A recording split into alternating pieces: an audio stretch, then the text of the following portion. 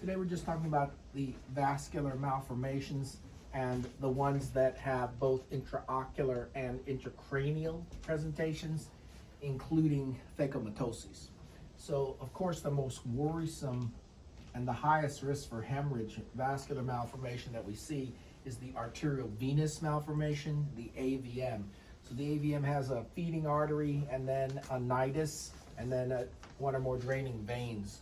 So it's an arteriovenous malformation with a nidus rather than a capillary bed. This is a high flow malformation, which means it's very high risk of bleeding. And so if we see that in the brain, we definitely want to look in their eye. And if they have an AVM in their brain, we want to be looking for AVM in the eye. And that disorder is called the Wyburn-Mason syndrome.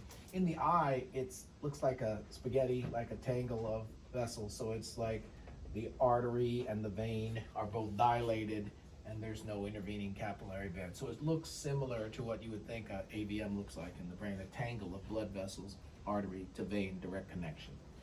The second malformation that we see in the brain and in the eye is the Cavernous Malformation. The Cavernous Malformation is a series of endothelial line channels. So it's like a single endothelial, and inside is the hemorrhage.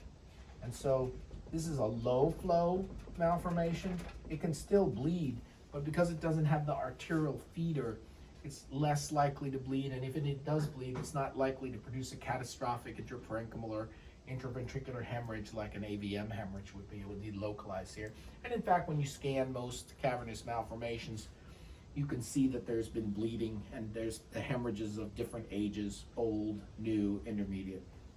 And so just like with the AVM, which can be in the brain, in the eye, or in fact AVM can occur in the orbit, the cavernous malformation can occur in your brain and in your eye. And in the eye it looks like clusters of grapes, and the same thing with the brain cavernous malformation, different ages of hemorrhage and sclerosis, and fluorescein angiogram might show the classic cluster of grapes appearance. And the cavernous malformation can be in your orbit. In the orbit, it usually looks like an intraconal mass with variable enhancement that can be delayed because takes time for the contrast material to get inside those cavernous spaces. And this has no name. So as opposed to the eponyms that are used for the other conditions, this has no name. And then we've got the venous malformation. The venous malformation in the head is called the developmental venous anomaly, or DVA. So it's basically a dilated vein. It's the big vein. It is a low risk, but not a no risk for hemorrhage. So AVM highest risk, cavernous malformation next, and then low risk for the venous malformation. We can see this in the eye too, but it's not a phakomatosis and it doesn't have a name. And then we have the capillary malformation, the capillary telangiectasia, and that can be in your brain as well, and it looks like a little tiny spider because it's the capillary that's dilated, telangiectasia. And that same thing can be seen in your eye, and that doesn't have a name. And the same thing can be seen in your conjunctiva or in your mucosal surfaces. That telangiectasia does have a name.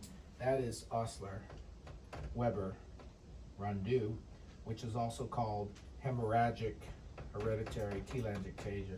So we see that in the conjunctiva and sometimes in the retina and the mucosal surfaces. The other telangiectasia condition in the conj is ataxia telangiectasia, sometimes called Lewis-Barr. So Lewis-Barr is the ataxia telangiectasia. And so when you see a vascular malformation in the brain, you should be looking for the same vascular malformation in the eye and in the orbit. And if you have it in your brain and your eye or your orbit, it's much more likely that you should be thinking about a phakomatosis, some of which have names like Wyburn-Mason, Osler-Weber, Rondeau, Lewis-Barr, and some have no names like the cavernous malformation.